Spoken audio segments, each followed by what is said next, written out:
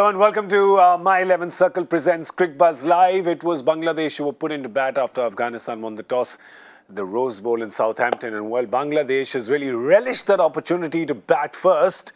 262 for the loss of 7 wickets is what they've put up on the board. Now, you may be listening to me and saying, why is he getting so excited about 262? Remember, this is the ground, and that's why I said Rose Bowl. This is the ground where 230s have been the kind of scores that have been hit. So 262, definitely a very good effort. It was Rahim who was the top scorer, and after some time, Afghanistan bowlers were saying, Rahim ji, rahm karo hum par, rahm karo. Got Zaheer Khan and Robin Uthappa here. This Mushfiqur today was chota packet bada dhamaka.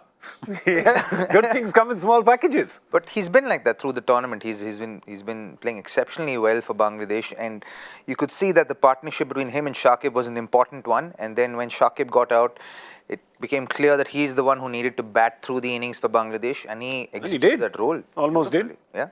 Yeah, he almost did. If you see, he was 83 of 87 balls. His wicket fell in the 49th over. So, Zach, what Robin is saying, he had decided that he has to stick to get the team that score. And they'll be very happy with his effort and the team effort. Well, I was actually expecting Bangladesh to go close to 300 or maybe go past 300 because they had the platform with just 1 wicket down at 15 overs. 74. Yeah, so they were going really well at that stage, you know, and the platform was set. It's just that Afghanistan got a few wickets in succession, and then that just kind of put the brakes on the run scoring. And from there, I think they've done well to get to 262. Yeah. Because the ground history suggests that 262 should be enough on this track. Surprisingly, the wicket was playing better in the first hour or so, and then later on it started gripping a bit more. There was a bit more assistance for the bowlers. The run scoring was not that easy or freely batsmen were able to score runs. So that is why, again, I'm just kind of going back to the decision of Afghanistan winning the toss and electing to bowl. Maybe the right decision was to bat first, because now once you know that 262 are on the board and wicket assisting spinners a bit more than what it did in the first hour, makes things a bit easier or puts Bangladesh in a stronger position at the half inning mid-match. Let's look at the bowling for Afghanistan. Obviously, spin being their strong suit, and you can see Mujib there doing the job again. This is the third match in a row that he's had brilliant returns, picked up 3 wickets there. Mohammad Nami as well, always reliable. Rashid going for a few runs there towards the end, but of course staying wicketless. But then again, they picked up Daulat Zadran. They also... Gulbadin, by the end of it, will probably be happy because he got those wickets in the end. He'll be okay with saying, okay, I went for less than a run a ball. But pretty much steady, besides respecting Mujib.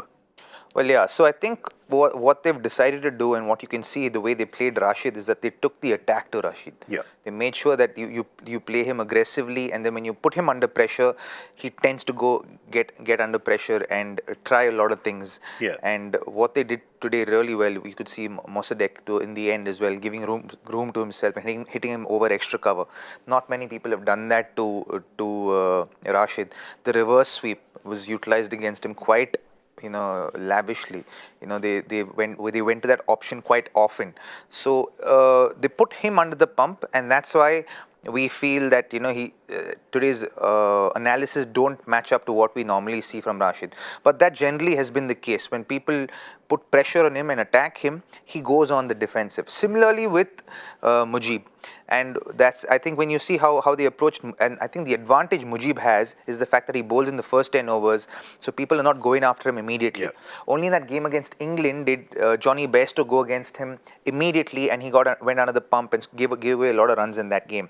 But outside of that game, everyone have begun very circumspectly to him as a bowler. So that allows him to get his rhythm going. But when people take the attack to him, he's of the similar mindset. If he goes for a few runs initially, then he gets on the defensive and is not an aggressive, not an attacking bowler after that. So if you see, we'll show you the innings progression, and this is why we're talking about this being a really good score. at Southampton. Because as you see, very difficult to get even a runner ball going in most of the game. Yes, towards the end, obviously, it will go beyond a runner ball because you get a few big hits going on, Rashid over, a couple of boundaries here and there, and those go. And this is the same thing that happened, Zach, when India played Afghanistan a couple of days ago as well. Right? It was very and you can tell because it was a 230 score. It was very difficult to even get a ball going. But you end up getting that in the last 10, right? Because you've kept the wickets in hand. So just a more cautious approach in general in Southampton. In fact, 7 runs per over is not bad in that back 10 of any innings. It's just that they got wicket also at that stage, which helped them restrict at that kind of scoring rate. They will be happy with how they've contained this Bangladesh batting lineup, because as I was saying, the platform was set to for Bangladesh to get to 300. Yeah, because they were 4 down wickets at the end of the 40th. Yeah, but I felt they didn't overreach themselves. They said, okay, they felt probably going into this game that anything above 250 is above par. Yeah. And I think even in that, the com box, when we spoke, we felt that for Bangladesh to get to 260, they need Rahim to bat through the innings, and they need somebody else to up the ante. And that's exactly what Mossadegh came and did. Scored 35 of 23 balls, up the ante, and both of them started attacking towards the last 3 or 4 overs, which helped them get this score. At no point did I personally feel that they could have scored 300, because they still had to negotiate the spinners for whom the runs were harder to come by as compared to the faster bowlers. I think they took the attack to the faster bowlers. In the last 15 overs, there were 9 overs from the spinners and 6 from the faster bowlers. Maybe if you go into a little more detailed analysis, we'll understand that the runs have come predominantly to the fast bowlers and a little bit to the spinners. Yeah, a bit to Rashid. Yeah, to Rashid. Yeah. Otherwise, to the quicker bowlers. And Zach, to your point, completely agree. At 74 for 1 on 15, you go, all right, 300 is gettable.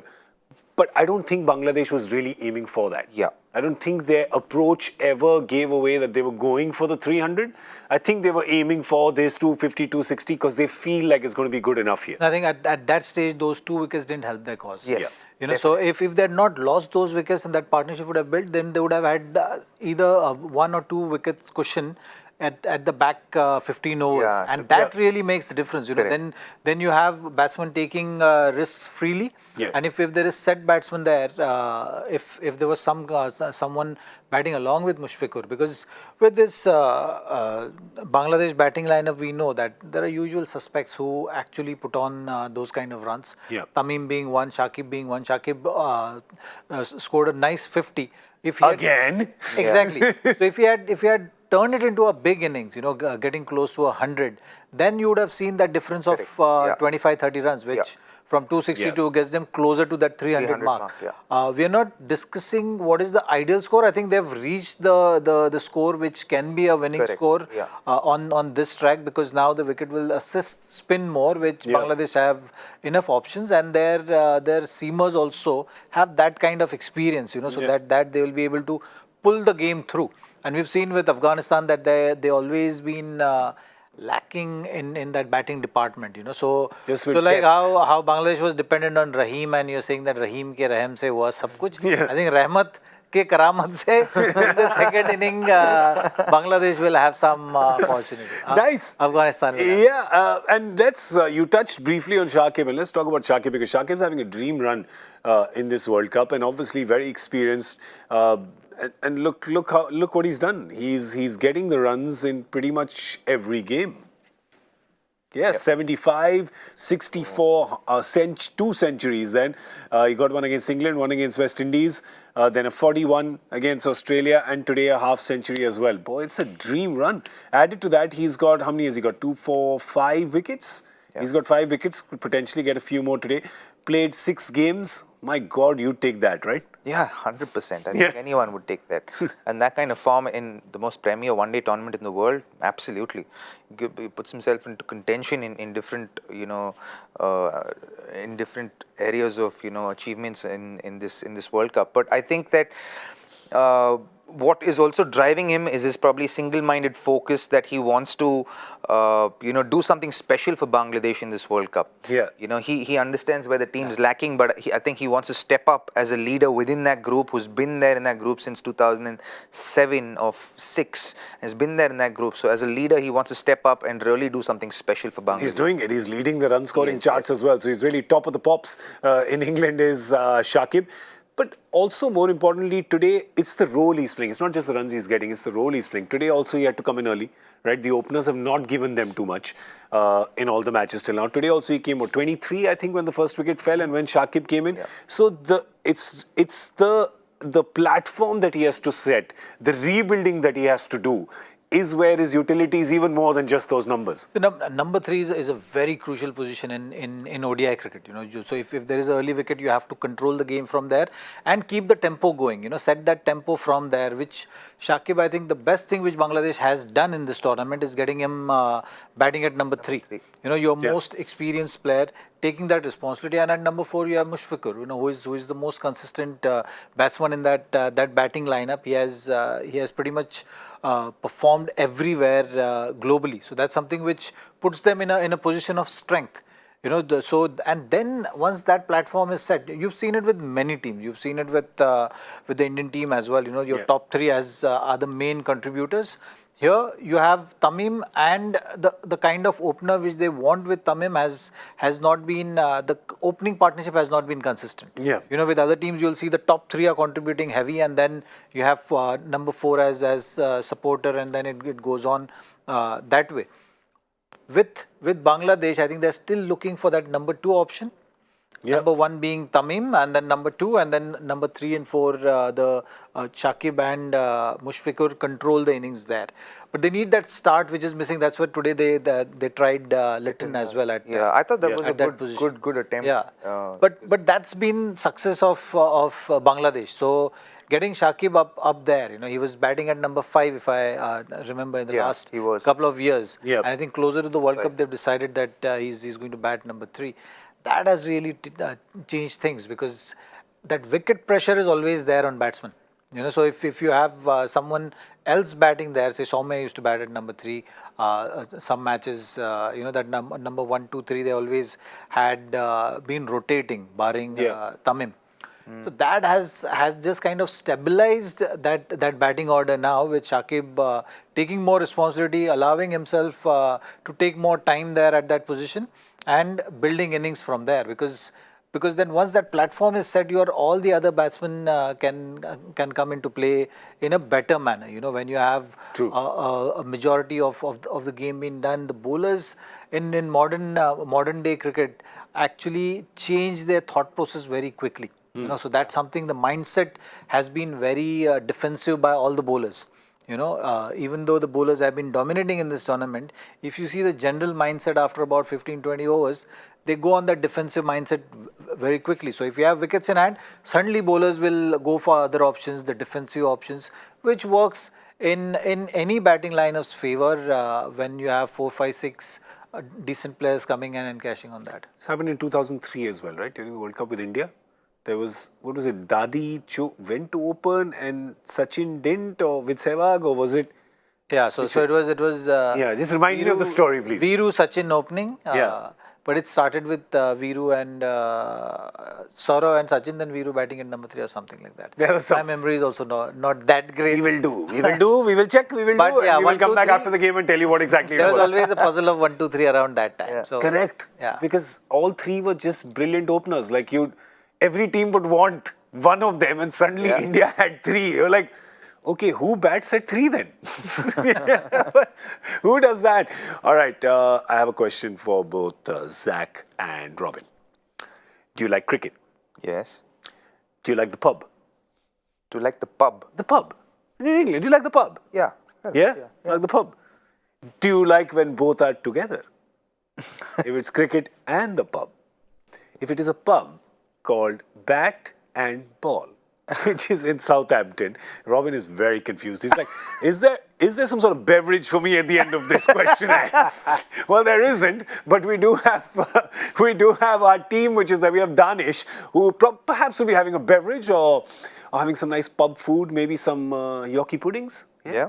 Yes, Yorkshire pudding. I like Yorkshire pudding. Yeah, Sunday roast, perhaps. Sunday roast sounds good. Shepherd's pie. Think I may just drown in my drool. Since it's the last game in Southampton, let's have a look at Danish checking out bat and ball. Khana lao.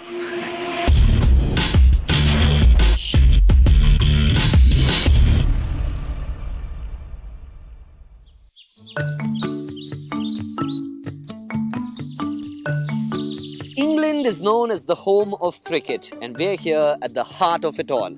My name is Danish Seth, this is Centre Stage on Cricbuzz, and today we're here to visit a very special place, the Bat and Ball Inn, Broad Half Penny Down. This is the cradle of cricket.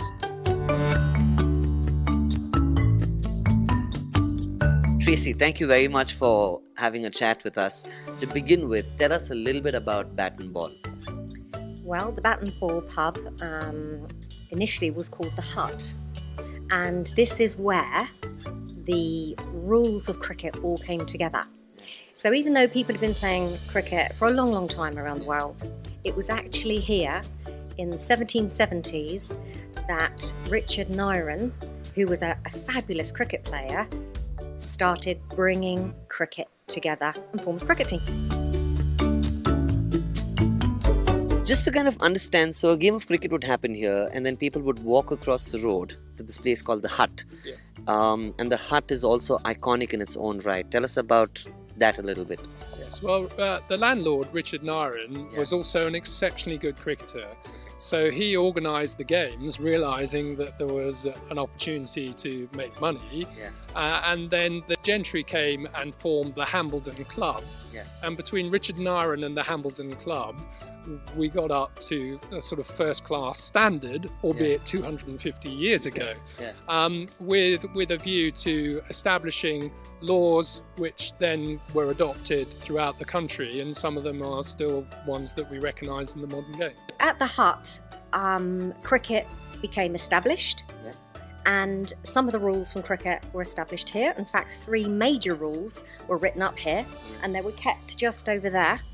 And after the rules were written here, it then went on to go to Lords. I'm very curious to know what the 3 rules were. Well, firstly, one of the rules was instead of bowling across the ground, it then went over arm. And what is really interesting about this is one of the cricketers' sisters decided that she would like to have a game. And because her dress was so big, she couldn't do it the way the guys did. So she put it over. And therefore, they all decided what a great way to bowl. The second rule was that before you could bring a bat of any size, and then they realised that really wasn't fair. One day a player turned up with a bat which was as wide as the wicket. Now, wouldn't we all like to have a bat that was as wide as the wicket? No, I certainly would. So the standard for the width of the bat was created there and then, and that still stands today. And what's the third one? The third one is that the ball used to go through the wickets, so they decided to put through the stumps, and so they decided to put the third one in to make it a little bit more complicated. Thomas Lord was a local here, and he saw the value of meeting with his friends and having great games of cricket. He also had a place in London, so he looked around London for a ground that he could establish there, and of course he found one initially near Baker Street and then St John's Wood, where he established Lord's Cricket Ground. And from that day forward, Hambledon was no longer the centre of the universe.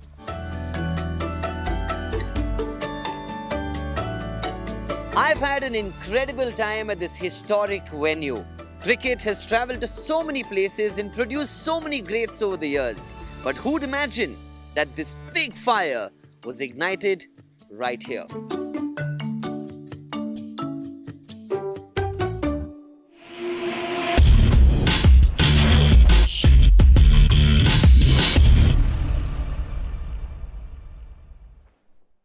What a delightful story, I say, old chap. Delightful. I love stories like this. That was amazing. I think just for people who love the game, and passionate about it, that gave me goosebumps. Like, man, the game I love was actually formed there. Like, rules of the game actually formed in that little place in Southampton. And stuff like the width of the bat and it's also practical. Like he said bowling it was so invented. simply. He said a guy just came with the bat as big as the wickets and we said, wait, you can't do that. And that's how most laws get made, right? When you just say, no, wait, we've got to standardize this. This guy's taking advantage. It's amazing. Absolutely love that story. I have a feeling that you are probably going to tell your friends. I'm going to come back on Cricbuzz and watch that story again. So big thank you to Danish and the Cricbuzz team that is in Southampton. And thank you for sending us that story. All right, it's up to Afghanistan now. Afghanistan has to get these runs. Back to the game now. Afghanistan has to get 263 to register a win against Bangladesh. Let's have a look at their batting lineup and see how it tallies up for them. You have one change at the top. Of course, Shinwari's come in this game in place of Zazai. Gulbadin probably still opening the batting with him as he will. Sure. Somebody here has to decide that, well, I'm going to stay. Rehmat Shah should be the guy. Yep. Because he's the guy who's most effective, and I think he's someone who's got the temperament, the technique, and the ability to hold one end up for Afghanistan. So I think he should be the guy who puts his hand up and says, I'm going to hold one end up and let's make sure we run the score down. They don't have a lack of batting, Zach. No. Like if Rashid is going to bat ahead of Ikram, then you're going to 9 effectively, right? Yeah. So it's not like they have a lack of batting. Yeah, but they don't have solid batting options. Yeah. You know, apart from Rehmat Shah, you will not see or Shahidi and this guy, Najibullah Zadran. Okay. Right. So he's a low order batsman who comes at number 7. So that one thing I've not understood. Yeah. You know, if you've not seen it with many teams operating in that fashion, where you have a batsman who is a pure middle order batsman, but bats at number 7. Yeah. You know, so and then you've seen Nabi coming up the order sometimes. Batting at number 5, 6. So that is something, you know, which it doesn't give you the confidence. You know, they need, when you watch someone like Rehmat Shah, you can see that, you know, he's a solid number 3 batsman, can really build up an innings. You know, at a certain rate, they struggle to bat. So they've usually been taking more time in terms of creating that platform so that your 2 disciplined players, the all-rounders, can come and contribute. Yeah. You know, the likes of Rashid Khan, Nabi, and all these guys. Yeah. So that is something which is missing. I think, you know, when I say that, okay, they don't have batting, I mean that they don't have solid batting, which, like, you know, 2 players or a 3 player. Like, you have a core of a batting group. When you look at this batting group, you don't find that core. Let's pull it back again while you speak over it. And when you talk about core, you're talking about, say, when you talk about New Zealand, you'll talk about Williamson and Ross Taylor, of course. Okay, when you're talking about India, you'll say that Virat, Rohit, Shikhar, or MS Dhoni. Don't go far, but let's talk about Bangladesh today with Mushfiqur and Shakib. Tamim. Exactly. So you have Tamim, Mushfiqur, Shakib, and then Mahmudullah, and all these guys playing that support cast or support role. Fair point. You know, so what is your ideal batting lineup here then? How would you like to see it? You obviously don't want to see Zadran batting at 7, or how would you like to see? I'm saying, on the whole, for Afghanistan going forward, that's what they need. Yeah. They are not able to compete on these kind of matches because they have lack of batting is what my point is. Yeah. What the batting order which they have put up together is the resources which you have for your disposal, which they are making use of, which is fine. Like, you know, Gulbadin coming up because Shehzad is not there at the moment. Yeah. You know, if Mohammad Shehzad was there, then Mohammad Shehzad and Zizai would have been opening, or Shinwari would have been opening, and then you have, so the stack up of batting numbers is absolutely fine. I'm talking about the resources, the quality resources which is missing. So what is the nucleus of the batting, or who are your strong suits there? Which is restricting them from competing at the highest level, you know, and especially to the short balls and all that. The problems which you are seeing is because of that. I don't think there's too many short balls coming from Bangladesh though today. No. You never know. So who's going to bowl them?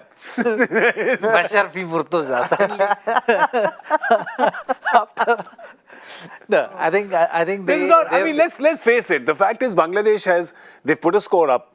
They've got good spin options. When it comes to quick options, there's nobody there who's making you shiver in your boots. No, right? So they're well aware of that, and Yeah. I think they'll be used in that sense because I think you'll see them bowling also a lot of slower balls so that they can utilize the nature of the wicket that's available today. So you probably see Shaifuddin and Fizz. even Fizz and Fizz. Fizz is the only one who's going to kind of crank it up in that sense in comparison to Afghanistan. But besides them, I think even the Murtuza would look to bowl, slow balls and take pace off the ball. So now here's the thing. While you're going, okay, look at Southampton and obviously you've got enough when you look at just what has happened in the World Cup in Southampton. But then on the flip side, Afghanistan must look at the Bangladesh bowling and say, what have they done so far in the World Cup? And that's the sort of shining light at the end of the tunnel for Afghanistan. They're going, all right, this is a bowling team that does give away runs. And on some days, they give away a lot of runs. So if we have a chance, we have it against this team. Yeah, so when you're looking at these numbers, you also have to take into consideration what kind of wickets they were playing on. Okay, fair point. So and the opposition. In oval, when there was a used surface or there was a bit more assistance for the spinners, they came into play. Yeah. They were troubling New Zealand, and New Zealand was just about somehow managed to win that game. It was an interesting finish to that game. It was 48 over game. Yeah. I think they won in the last over. Last over. So that it's completely a byproduct of what kind of surface you are playing on. Fair point. But today's surface actually will give them enough confidence. So even though they've been going over 300 runs, that's the cricket they're playing. They're saying we'll restrict the teams at about par, or we'll find a way of scoring that 300 runs consistently if the wicket allows you to do that, which we saw against Australia. On a good track, they are a dangerous opponent for any team. So that's how they are approaching their game. They understand the limitations or weakness in their bowling, and they are making that as their strength. They are not trying something which they cannot do. They are playing well within that. They're forming their plans well within what their strength allows and weakness doesn't allow. Yeah. So they're not right now going out there and trying to prove that, we can also bowl quick. So Fizz is not going out there and trying to show that, okay, I can also bowl like Stark and get that ball 145, 150, or bowl like Bumrah getting those Yorkers. They're saying, okay, this is what our limitations are. Let's just plan around it. So what are the options which work with this kind of pace? What are the options which we can play with the field placement, with a particular batsman's analysis? And that is something which they are going and trying to execute to the best of their abilities. Yeah. So I think they'll approach the game in that fashion. You don't have to always bowl bouncers and bowl at a great pace to get wickets. You have to find a way of taking wickets. You have to find a way of winning matches. Yeah. So Bangladesh's way of winning matches is restricting opponent to the par score and then making sure that they have enough batting and experience to score those runs consistently and absorb pressure on that particular day. For Afghanistan, what's the trick here for Afghanistan? One guy needs to bat through, Yeah. and everybody else have to revolve around him. And if that guy gets out, then they need to find another guy who bats through as well. So they need a couple of guys to hold one end up and conserve wickets so that they don't lose wickets. Yeah. And then I think singles are going to be a massive key. Even if you look at Rahim and Shakib's innings, both of them had scored minimum boundaries. I think Rahim had scored 4 boundaries and 1 6. The rest of the runs were all run by him. And that's what they didn't do against India. They made that mistake, Afghanistan. So yes, and even the Indians made that mistake. I think in the middle overs, we didn't rotate the strike as well as we should have, which would have given us a lot more cushion than we actually had. Yeah. I think that was an area that's a gap that needs to be filled moving forward. But in this game, in these circumstances, at this ground, I think what they need to do is focus on rotating the strike. That would be key, and wickets in hand would be key for them to try and win this game. Excellent. Well, you've heard it now. My 11 circle expert couch prediction, all of us got it horribly wrong. We were way off. But we've got a chance to redeem ourselves. How shall we do that? Afghanistan, what will they get at the end of 10 overs? This is my new game now. My new game. What do they get at the end of 10 overs? and you've got just a 5-run buffer here and there. So what's it going to be? What's it going to be? And you got to say wickets also. It's got to be both. 41 for 1. I was just going to say Just 45. jumped. 41 for 1. I like it. 46 for 2. 46 for 2. I like it. What am I going to say? I'm going to say 53 for no loss.